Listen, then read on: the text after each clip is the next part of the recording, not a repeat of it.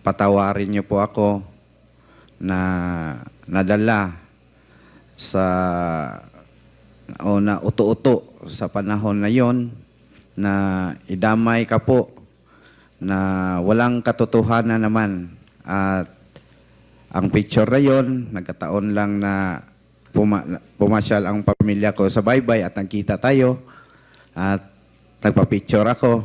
Yun ang ginawa nilang ebidensya.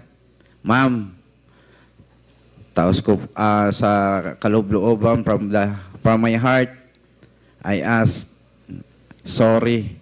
Sorry talaga po, ma'am. At kung ano mang plano mo sa ginawa kong pagbuhat-buhat o sala o kalambigitan sa droga o unsay imong buhaton, andam ko mo dawat, ma'am.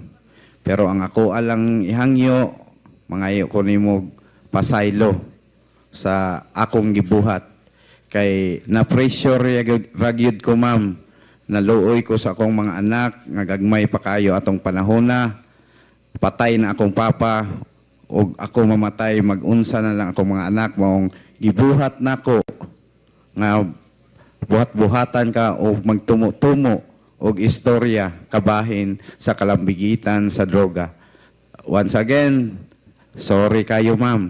Handa po akong harapin kung ano ang plano mo sa akin po.